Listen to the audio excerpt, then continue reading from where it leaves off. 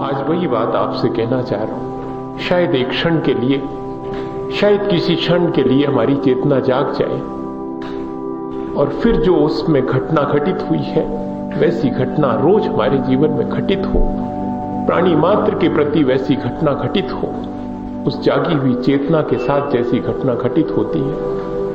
एक बहुत छोटा सा बेटा था और उसके झोपड़ी के सामने एक वृक्ष था और वो बेटा उस वृक्ष के नीचे रोज खेलने चला जाता था। पता नहीं कब क्या हुआ, कब कैसे घटित हुआ, कहा नहीं जा सकता, पर उस वृक्ष को कहते हैं कि उस छोटे से बेटे से स्नेह हो गया और वे दोनों एक मित्र की तरह रहने लगे। वृक्ष का कोई मित्र हो सकता है, उस छोटे से बेटे का कोई मित्र हो सकता है जो कुछ नहीं समझता कि मित्रता के मायने क्या होता है, पर उसे अच्छा लगता है उस पेड़ के पास बैठना, उस पेड़ के चक्कर डालना, उस पेड़ की पत्तियों को और फूलों को देखना, और धीरे धीरे वो बेटा बड़ा होना शुरू होता है। पर अब तो वो इतना बड़ा हो गया है कि अपना हाथ बढ़ा करके पेड़ की नीचे झुकी हुई डालियों को छू लेता है। और लोगों ने तो कई बार ऐसा देखा कि जब उस छोटे से बेटे ने बहुत गौर से पेड़ की तरफ देखा और कोई लगा हुआ फल पाना चाहा, तो ऐसा लगा जैसे कि उस पेड़ ने अपनी डाल को थोड़ा सा नीचे कर दिया हो और उसने एक फल तोड़ दिया हो। मैं कहानी सुना रहा हूं आपको, लेकिन कहीं कभी ऐसा घटित हुआ होगा तब तो वो कहानी बनी है। हमारे जीवन में ऐसा कभी घटित नहीं हुआ। हमने तो कभी किसी व्यक्ति की तरफ भी हाथ बढ़ाया है तो सिवाय दुत्कार के, या कि किसी ने हमारे प्रति हाथ बढ़ाया है तो सिवाय दुत्कार के हमने उसे कभी कोई मीठा फल तो देने की कोशिश ही नहीं की। हमारी चेतना में ऐसा कभी आया ही नहीं। लेकिन वो कैसी पवित्र चेतना रही होगी कि जिसकी तरफ जरा सा उस छोटे बेटे ने हाथ बढ़ाया और उसने अपनी डाल झुका दी कि लो, जो चाहो इसमें से ले सकते हो। और एक दिन वो और बड़ा हो गया बेटा, पर अब इतना बड़ा हो गया कि उसे पेड़ के पास आने की फुर्सत नहीं मिलती थी। देखो तो हम इतने बड़े हो जाते हैं कि हमें अपने संबंधों के बीच की आत्मीयता भी नष्ट करना पड़ती अपने हाथ से। फिर हमारे पास इतना वक्त नहीं रहता है कि जिससे हमने दो बातें सीखी उसके चरणों में बैठने की फुर्सत मिल जाए। जिस परमात्मा की ऊंचाई पाने के लिए परमात्मा से 4 बातें सुन लेता हूं, उनके चरणों में 2 क्षण बैठने का समय भी नहीं मिलता। इतने व्यस्त हम हो जाते हैं, इतने बड़े हम हो जाते हैं। और वो बेटा भी बड़ा हो गया, इतना बड़ा हो गया कि उसको बहुत सारे काम करना है। होता होगा कोई वृक्ष और होती होगी उस वृक्ष की कोई आत्मीयता और उसके पास बैठने की इच्छा। अब नहीं जाता था, पर वृक्ष जैसे आवाज देता था कि आओ मित्र आओ, आते क्यों नहीं। और एक दिन जब उस रास्ते से वो बड़ा होकर के लड़का निकला तो उस वृक्ष ने आवाज दी कि आओ मित्र, अब तो तुम पहले की तरह मेरे पास बैठती नहीं, बताओ तुम्हें क्या चाहिए। तब मालूम उस बड़े हो गए बेटे ने इतना ही कहा था कि तुम मुझे क्या दे सकते हो, मैं तुम्हारे पास बैठ सकूं, क्या तुम मुझे रुपए दे सकते हो। पता नहीं वृक्ष बोलता था कि नहीं बोलता था, पर लगता मुझे ऐसा है कि वृक्ष बोलता होगा। वृक्ष नहीं बोलता होगा तो आदमी की जिंदगी तो बोलती है। पत्थर की मूर्ति नहीं बोलती होती तो काय को उसके पास जाकर के बैठते। बोलती है, मैं कहता हूं बोलती है। आपको बुलवाना आना चाहिए, आपको उससे बात करना आना चाहिए।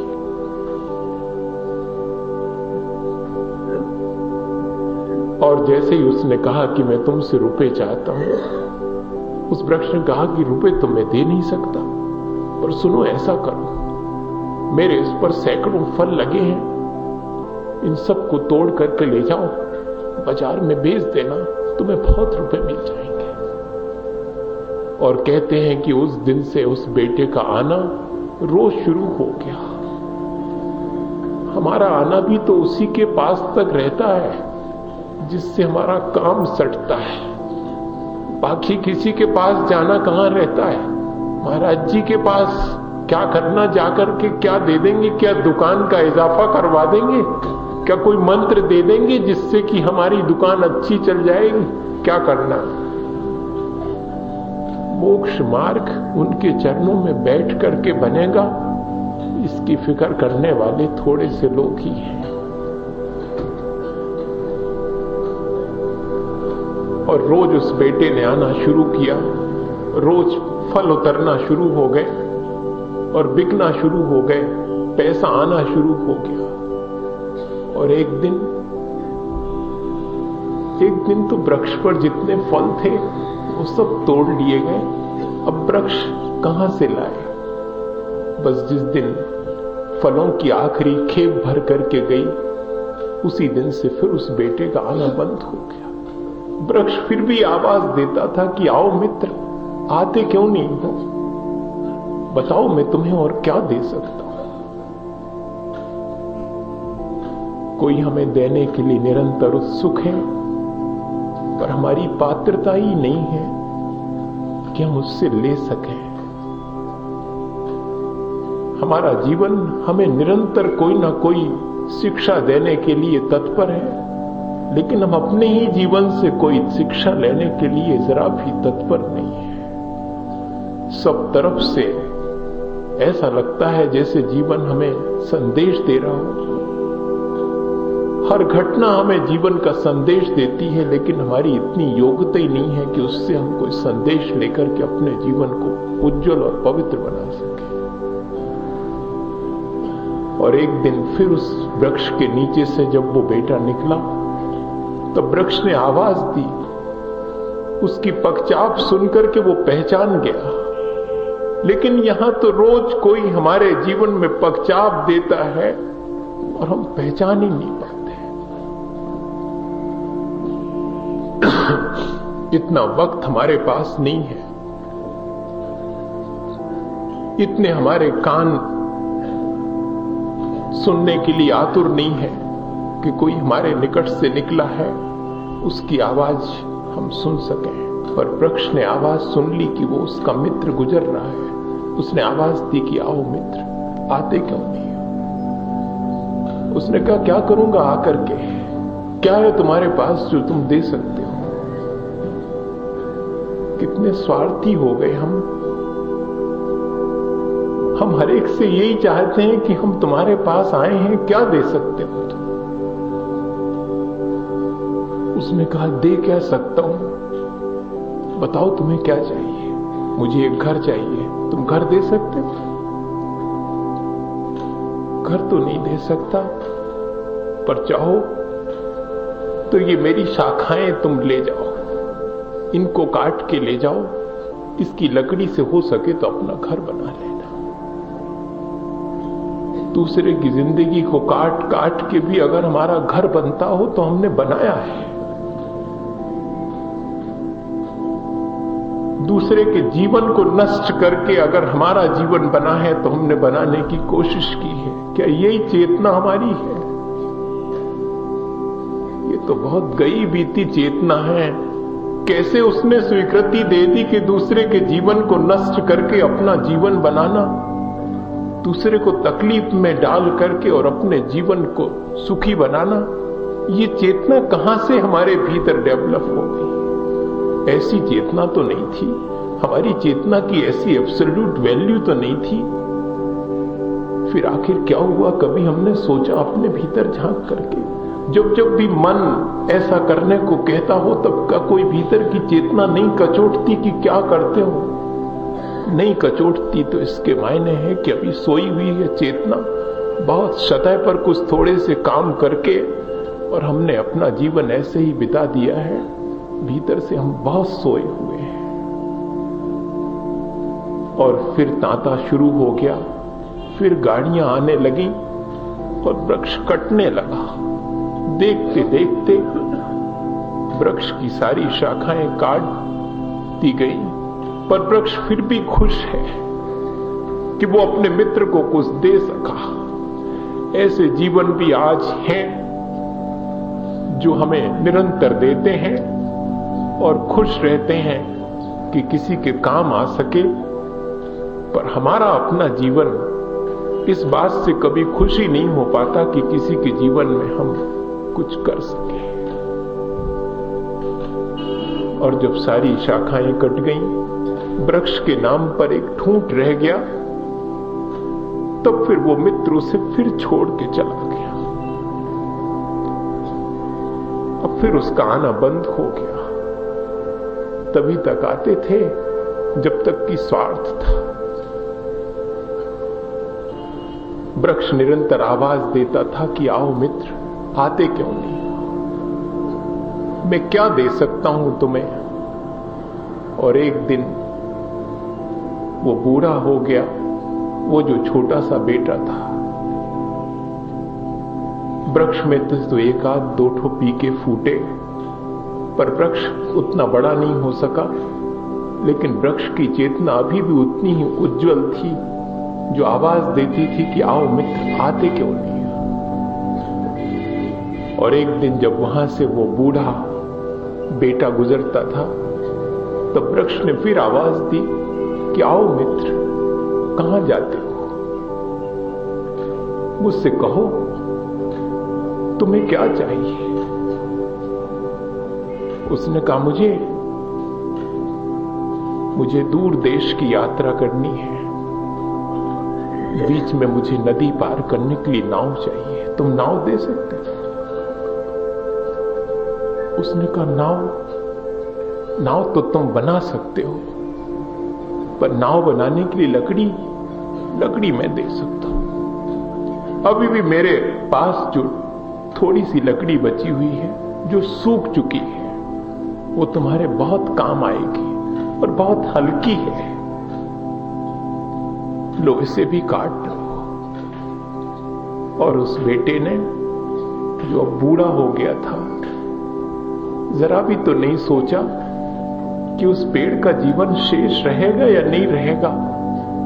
कहते हैं कि नाव बनाने के लिए उसने वो जो थोड़ा सा ठूंठ था वो भी तराश लिया और नाव बन गई। वहीं बैठे बैठे नाव बनाई उसने, और वृक्ष खुश है। अभी उसकी सांसें शेष हैं और वो देख रहा है कि उसका मित्र दूर देश की यात्रा के लिए जा रहा है, नाव बना रहा है, वो जाएगा। और जब वो मित्र जाने लगा तो उसने कहा, मित्र, कभी हो सके तो वापस लौटना, मैं तुम्हारा इंतजार करूंगा। और कुछ दे सकूं, तुम और कुछ मेरे से पा सको, मैं हमेशा ये भावना बना रखूंगा। और वो विदेश की यात्रा पर निकल गया। जो भी यात्री कहते हैं रास्ते से उस ठूंठ के पास से निकलता, वो हर यात्री से पेड़ पूछता कि तुम्हें मेरा मित्र मिला था? वो यात्रा करने गया है, बस आता ही होगा। मेरी तो सांसें 2-4 शेष हैं, कहीं मिले तो कह देना कि आओ, तुम्हारा मित्र तुम्हें याद करता है। कैसी होगी उसकी चेतना, मैं तो सोच करके दंग रह जाता हूं। हमारी चेतना का ऐसा परिष्कार क्यों नहीं होता कि प्राणी मात्र को हम अपना मित्र मान सकें और प्राणी मात्र के सुख दुख में अपने सुख दुख का एहसास कर सकें। और एक दिन वो लौट आया, और जब वो मित्र वापस लौटा तो आधी रात वापस लौटा, पर उस पेड़ के नीचे से गुजरता था। उस ठूंठ में अभी भी जान थी। उसने पगचाप से पहचान लिया कि मित्र लौट आया, यात्रा से वापस लौट आया। उसने कहा, आओ मित्र, मैं तुम्हारा इंतजार करता था, तुम वापस लौट आए, कैसी रही तुम्हारी यात्रा? बोले, कैसी रही यात्रा? तुम कौन होते हो पूछने वाले कि कैसी रही यात्रा? अभी मुझे बहुत ठंड लग रही है, अभी मुझे घर जाना है। क्या तुम्हारे पास कोई उपाय है मेरी ठंड दूर करने का, जो तुम मुझे अपना मित्र कहते हो? अब वो क्या कहे वृक्ष? उसने कहा, सुनो मित्र, मेरी सांसें तो 2-4 ही शेष रही, तुम्हारे आने का इंतजार था। ये जीवन तो वैसे ही नष्ट होने को है, क्या तुम्हारे पास थोड़ी सी आग है, माचिस है क्या? और इसके बाद जो कुछ भी हुआ वो मैं क्या कहूं आपसे। उस व्यक्ति ने अपने पॉकेट से माचिस निकाल के उस थोड़े से ठूंठ में भी आग लगा करके सारी रात अपनी ठंड मिटाई, लेकिन वो वृक्ष आखिरी सांस तक और हर्षित हुआ कि मेरा जीवन किसी के काम आया। हमारा जीवन हमारे ही काम नहीं आ रहा, किसी और के काम क्या आएगा? हमारी चेतना क्यों नहीं इतनी जागृत हो पाती कि हम प्राणी मात्र को अपना मित्र बना सकें? शायद धर्म की शुरुआत तभी हो सकेगी जब हमारे भीतर ऐसी चेतना जागृत होगी जो सबका ख्याल रख सके और अपने जीवन को ऐसे सबके ख्याल रख करके पवित्र कर सके। आज मेरे साथ इसी भावना के साथ नमोकार करें। और नमोकार करने के लिए हमारा कंठ कभी भी अवरुद्ध नहीं होगा। हमारी चेतना के परिष्कार के लिए जो कुछ भी हमने सीखा है उसे हम अपने जीवन में चेतना के परिष्कार करने के लिए जरूर अपनाएंगे और अपनी चेतना को इतना विकसित करेंगे कि वो सबके प्रति मित्रता का भाव, अहिंसा का भाव रख सके। ऐसी भावना के साथ मेरे साथ एक बार और नमोकार करें।